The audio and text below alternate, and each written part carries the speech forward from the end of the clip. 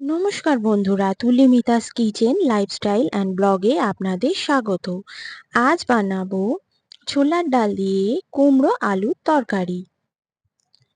এর জন্য লাগবে আলু, কুমড়ো যা ভালোভাবে ধুয়ে কেটে নিয়েছি। আর লাগছে ছোলার ডাল, যা 3 ঘন্টা আগে ভিজিয়ে রেখেছিলাম। এছাড়া নুন, চিনি, টমেটো, কাঁচা লঙ্কা, হিং, আদা বাটা, শুকনো লঙ্কা, জিরে গুঁড়ো, হলুদ গুঁড়ো, লঙ্কার গুঁড়ো এবং সাদা তেল। প্রথমে গ্যাস অন করে কড়াই বসিয়ে দিয়েছি। কড়াই গরম হয়ে গেলে এতে তেল দিয়ে দেবো।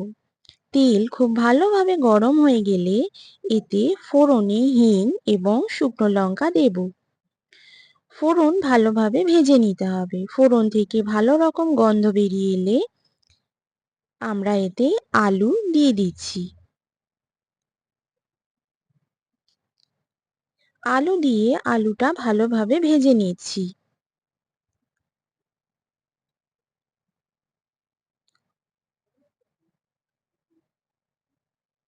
আলু ভাজা হলে এতে আমরা কুমড়ো দিয়ে দেব। কুমড়ো দিয়ে আলু ও কুমড়ো ভালোভাবে ভেজে নেব।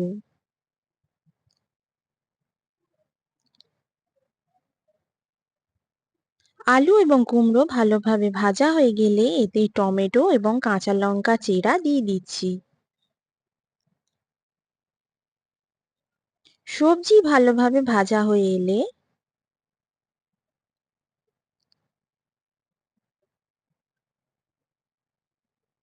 এতে ভেজানো ছোলার ডাল দিয়ে দেব। ছোলার ডাল দিয়ে সবজির সঙ্গে ভালোভাবে মিশিয়ে নেব। তারপর এতে আদা বাটা দিয়ে দিচ্ছি। এরপর এতে লঙ্কার গুঁড়ো, হলুদ গুঁড়ো এবং জিরে গুঁড়ো দিয়ে দেব।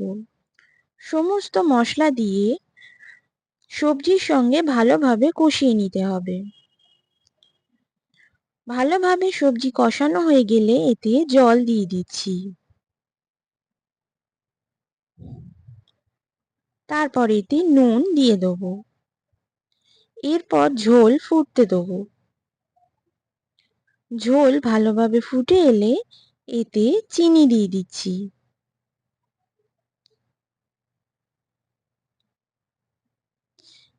চিনি দিয়ে ততক্ষণ পর্যন্ত ঝোল ফোটাবো যতক্ষণ না সবজি ভালোভাবে সেদ্ধ হয়ে আসছে এবং ঝোলও কমে আসছে। সবজি ভালোভাবে সেদ্ধ হয়ে গেলে এবং ঝোল কমে গামাখা হয়ে এলে আমাদের ছোলার ডাল দিয়ে কুমড়ো আলুর তরকারি রেডি। গরম গরম আমরা এই সবজি পরিবেশন করে দেব। আপনাদের যদি এই রেসিপি ভালো লেগে থাকে কমেন্টে আমাকে জানাবেন, লাইক করবেন, শেয়ার করবেন এবং সাবস্ক্রাইব করবেন।